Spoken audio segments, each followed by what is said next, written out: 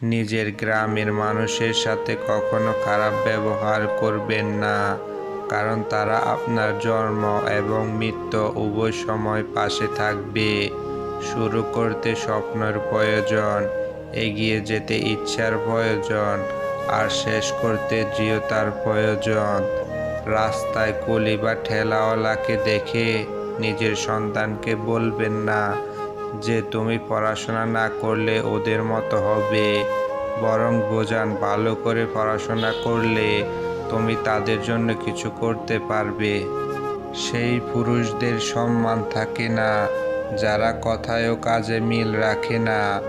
সফল ব্যক্তিদের থাকে এই দুটি মহৎ গুণ। নাম্বার 1, চুপ থাকা। নাম্বার 2, মৃদু হাসা। কারণ তারা জানে হাসি মুখ অনেক সমস্যার সমাধান করে এবং নীরবতা অনেক সমস্যা এড়িয়ে যেতে সাহায্য করে।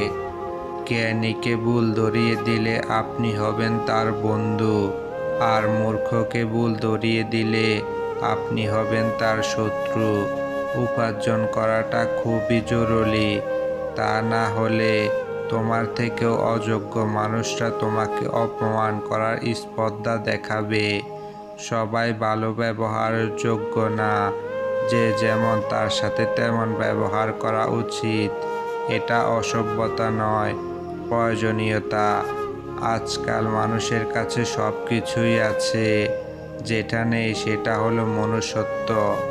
একাকিত্ব হয়ে যাওয়ার অর্থ হলো তুমি খারাপ সঙ্গ ত্যাগ করেছ।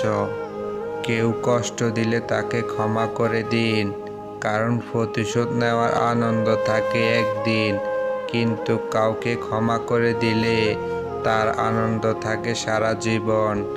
মায়ের পরে যদি মায়ের মতো কেউ ভালোবেসে থাকে সেটা হলো বোন। অভাব যখন দরজায় এসে দাঁড়ায়, ভালোবাসা তখন জানালা দিয়ে পালায়। ভালোবাসা এমন এক ভুল যা অন্যকে দেখে শিক্ষা হয় না, নিজে করার পরে শিক্ষা হয়। সম্পর্ক তৈরি করার আগে নিশ্চিত হন আপনি তার প্রিয়জন নাকি প্রয়োজন। রূপ দেখে ভালোবাসলে ধোঁকা খাবেন, মন দেখে ভালোবাসলে সারা জীবন পাশে পাবেন।